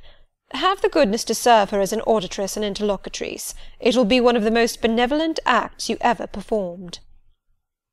Adèle indeed no sooner saw Mrs. Fairfax than she summoned her to her sofa, and there quickly filled her lap with the porcelain, the ivory, the waxen contents of her boîte, pouring out meantime explanations and raptures in such broken English as she was mistress of. "Now I have performed the part of a good host," pursued Mr. Rochester. "Put my guests into the way of amusing each other, I ought to be at liberty to attend to my own pleasure. Miss Eyre, draw your chair still a little farther forward. You are yet too far back. I cannot see you without disturbing my position in this comfortable chair, which I have no mind to do." I did as I was bid, though I would much rather have remained somewhat in the shade, but Mr. Rochester had such a direct way of giving orders, it seemed a matter of course to obey him promptly. We were, as I have said, in the dining-room. The lustre, which had been lit for dinner, filled the room with a festal breadth of light. The large fire was all red and clear. The purple curtains hung rich and ample before the lofty window and loftier arch. Everything was still, save the subdued chat of Adèle, she dared not speak loud, and filling up each pause, the beating of winter rain against the panes. Mr. Rochester, as he sat in his damask-covered chair, looked different to what I had seen him look before, not quite so stern, much less gloomy.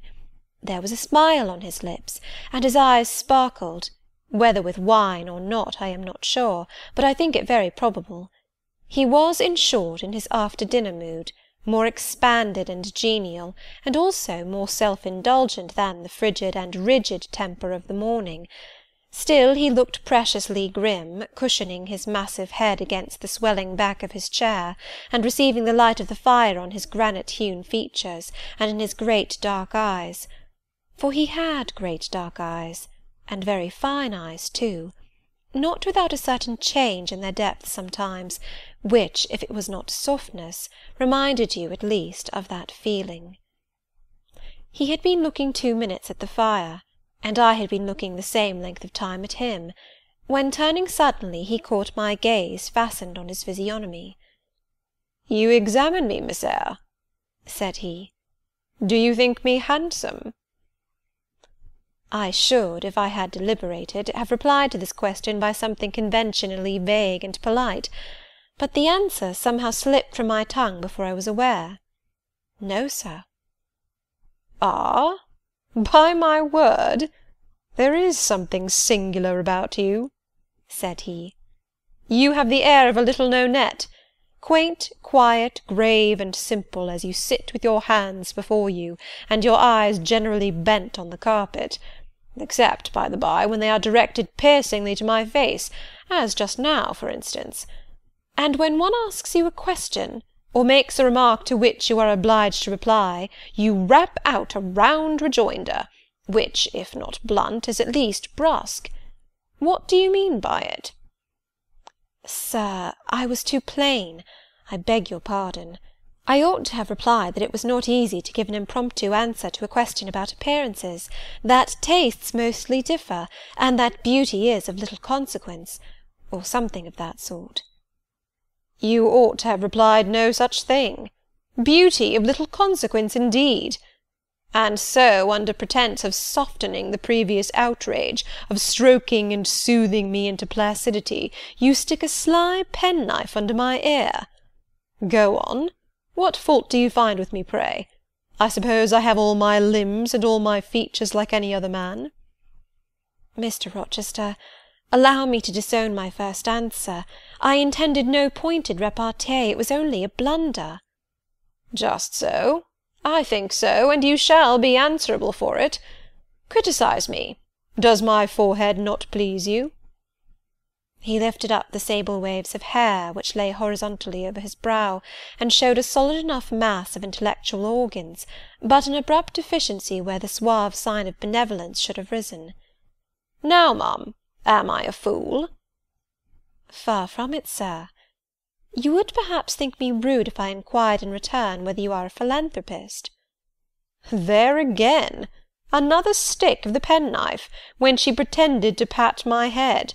And that is because I said I did not like the society of children and old women, low be it spoken. No, young lady, I am not a general philanthropist, but I bear a conscience." And he pointed to the prominences which are said to indicate that faculty, and which, fortunately for him, was sufficiently conspicuous, giving indeed a marked breadth to the upper part of his head. "And besides, I once had a kind of rude tenderness of heart.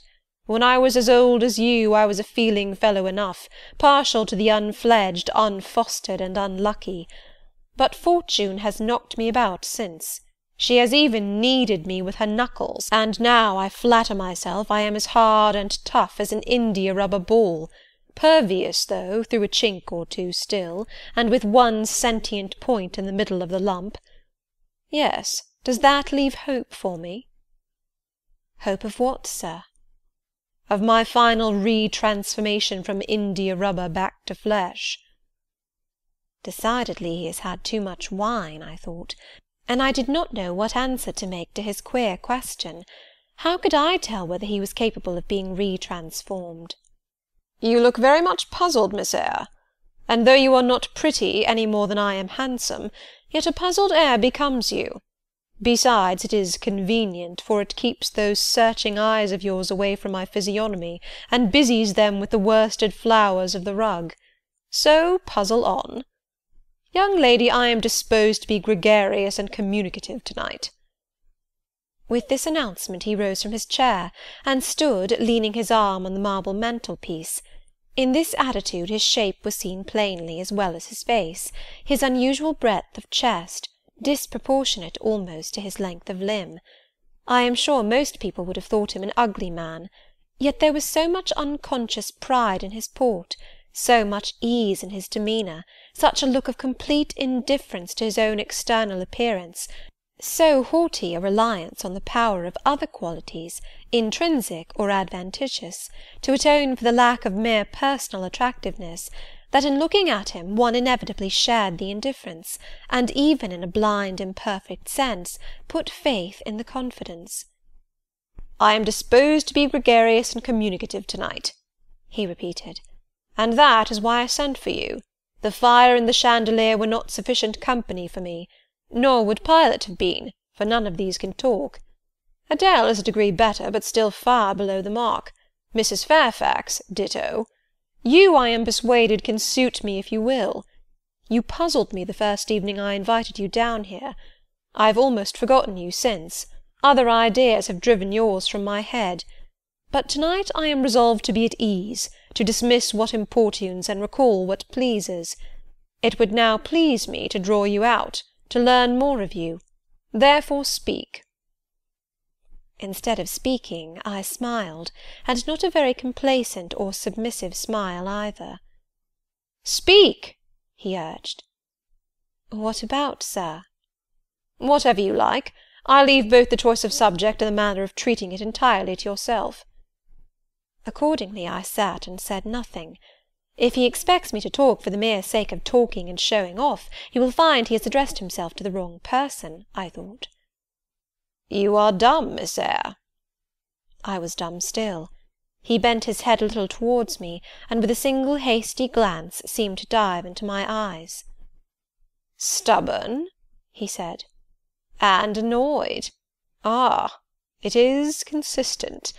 I put my request in an absurd, almost insolent form. Miss Eyre, I beg your pardon. The fact is, once for all, I don't wish to treat you as an inferior.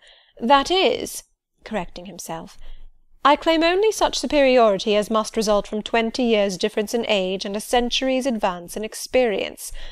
This is legitimate, et j'y tiens, as Adele would say. And it is by virtue of this superiority, and this alone, that I desire you to have the goodness to talk to me a little now, and divert my thoughts, which are galled with dwelling on one point, cankering as a rusty nail." He had deigned an explanation, almost an apology, and I did not feel insensible to his condescension, and would not seem so. "I am willing to amuse you if I can, sir, quite willing, but I cannot introduce a topic, because how do I know what will interest you?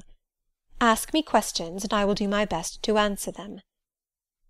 "Then, in the first place, do you agree with me that I have a right to be a little masterful, abrupt, perhaps exacting sometimes, on the grounds I stated, namely, that I am old enough to be your father, and that I have battled through a varied experience with many men of many nations, and roamed over half the globe, while you have lived quietly with one settled people in one house?" "Do as you please, sir." "That is no answer. Or rather it is very irritating, because a very evasive one. Reply clearly." "I don't think, sir, you have a right to command me, merely because you are older than I, or because you have seen more of the world than I have. Your claim to superiority depends on the use you have made of your time and experience." Promptly spoken. But I won't allow that, seeing it would never suit my case, as I have made an indifferent, not to say a bad, use of both advantages. Leaving superiority out of the question, then, you must still agree to receive my orders now and then, without being piqued or hurt by the tone of command. Will you?" I smiled. I thought to myself, Mr. Rochester is peculiar. He seems to forget that he pays me £30 per annum for receiving his orders.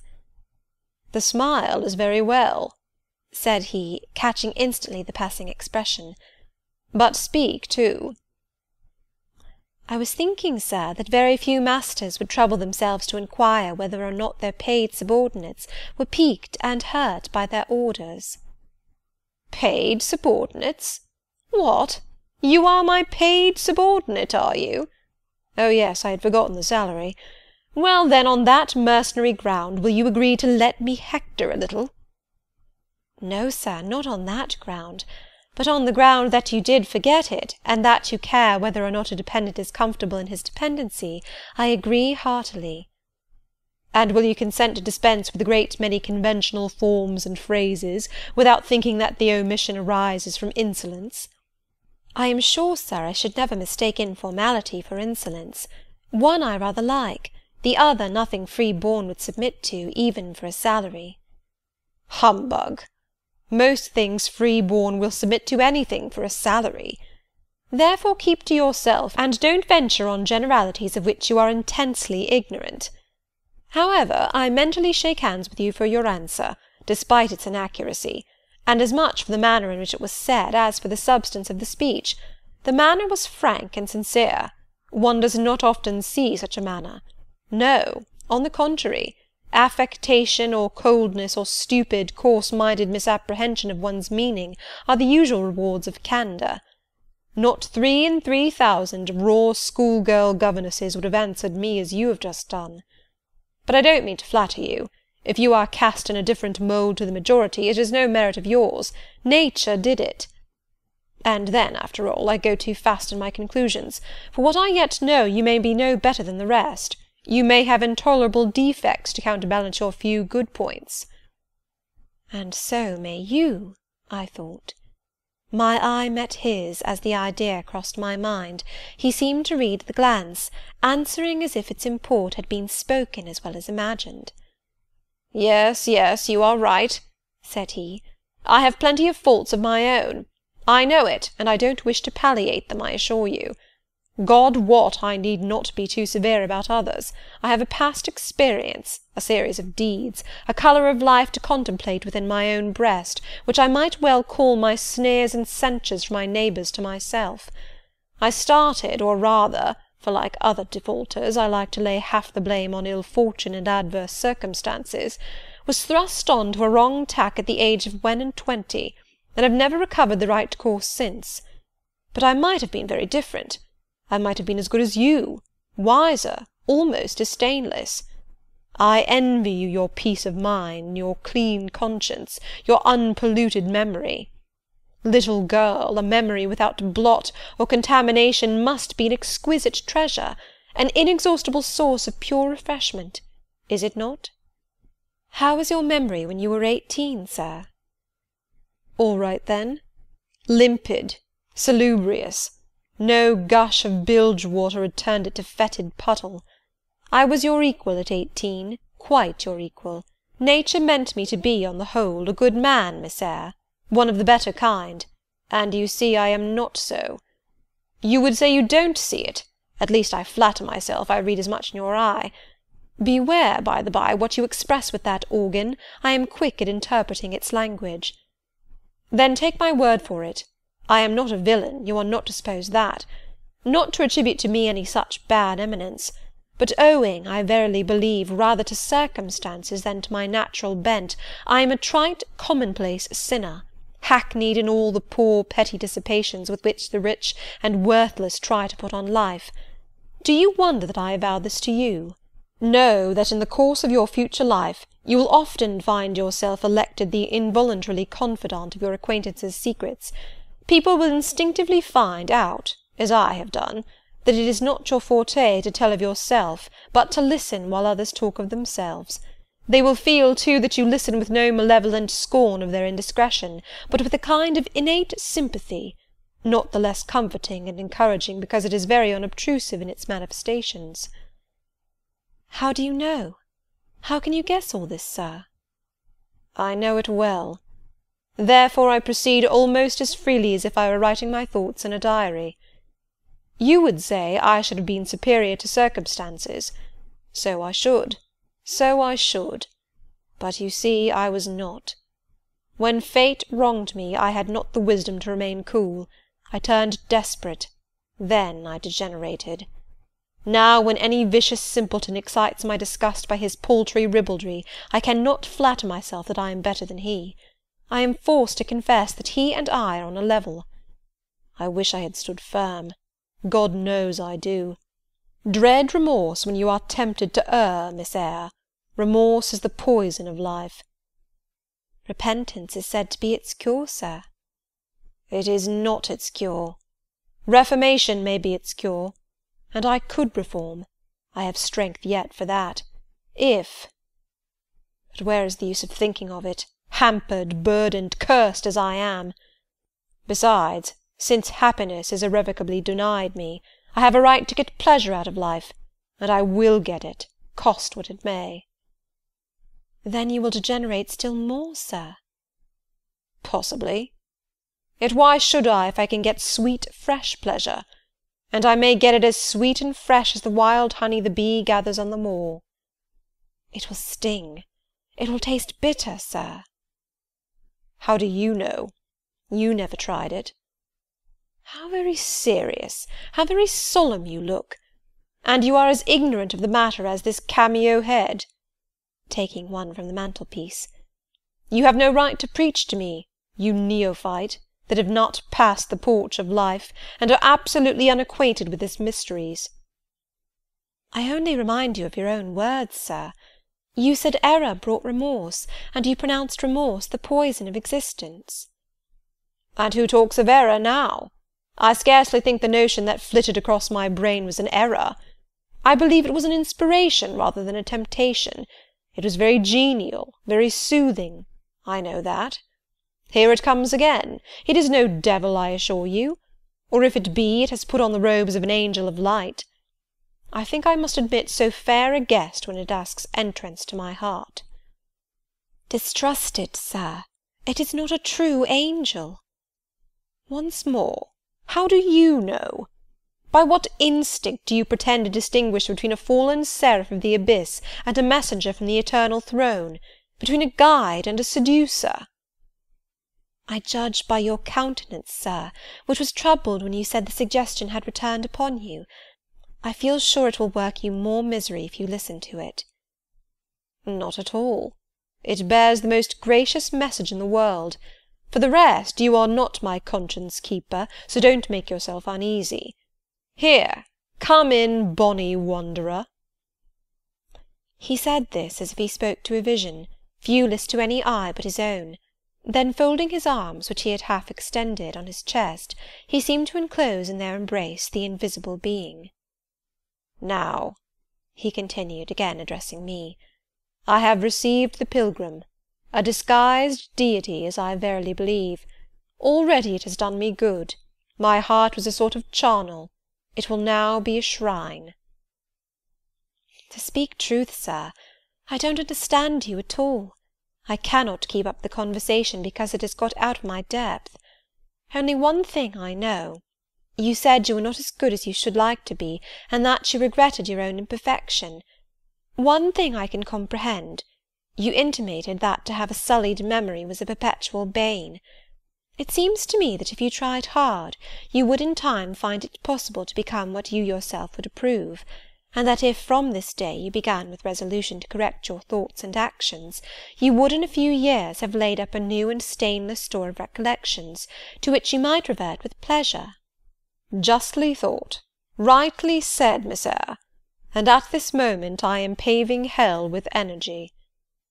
Sir? I am laying down good intentions, which I believe durable as flint. Certainly my associates and pursuits shall be other than they have been. And better? And better. So much better as pure ore is than foul dross. You seem to doubt me. I don't doubt myself. I know what my aim is, what my motives are, and at this moment I pass a law, unalterable as that of the Medes and Persians, that both are right. They cannot be, sir, if they require a new statute to legalize them. They are, Miss Eyre, though they absolutely require a new statute. Unheard-of combinations of circumstances demand unheard-of rules.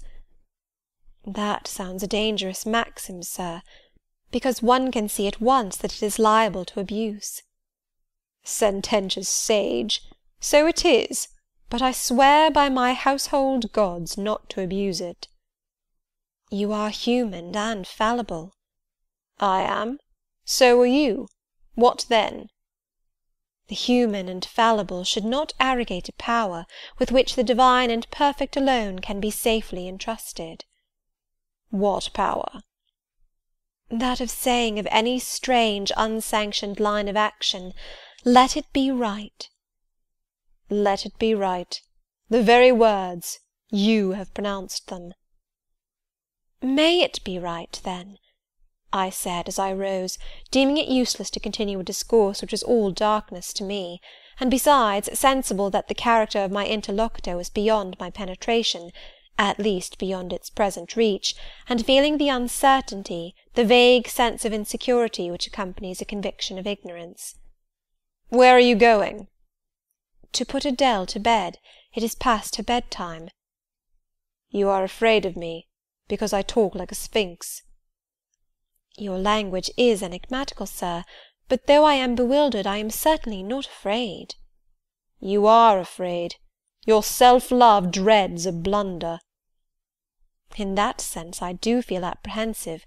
I have no wish to talk nonsense. If you did, it would be in such a grave, quiet manner I should mistake it for sense. Do you never laugh, Miss Eyre? Don't trouble yourself to answer. I see you laugh rarely. But you can laugh very merrily. Believe me, You are not naturally austere, any more than I am naturally vicious.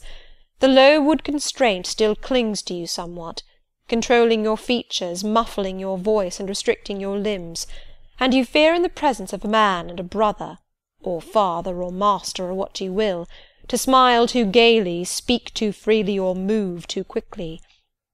But in time I think you will learn to be natural with me, as I find it impossible to be conventional with you, and then your looks and movements will have more vivacity and variety than they dare offer now. I see at intervals the glance of a curious sort of bird through the close-set bars of a cage. A vivid, restless, resolute captive is there. Were it but free, it would soar cloud-high. You are still bent on going. It has struck 9, sir. Never mind. Wait a minute. Adele is not ready to go to bed yet.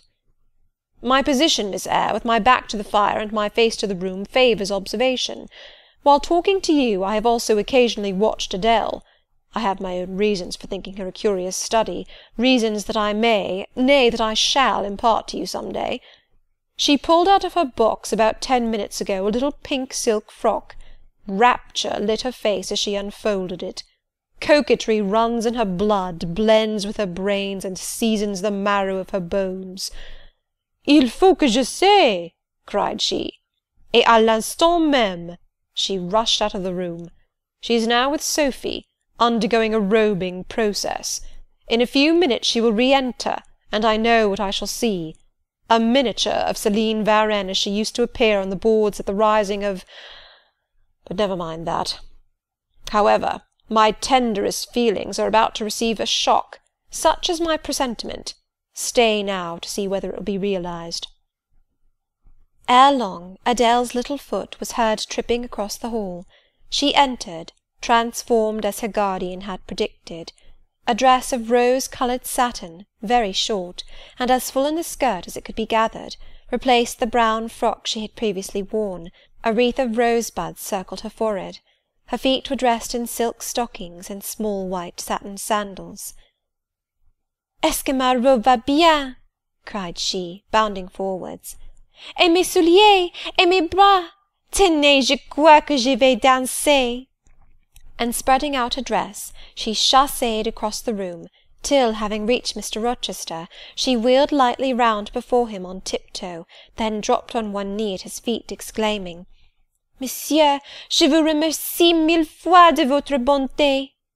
Then rising, she added, "C'est comme cela que maman faisait, n'est-ce pas, monsieur?" "Precisely," was the answer. "And comme cela she charmed my English gold out of my British breeches pocket.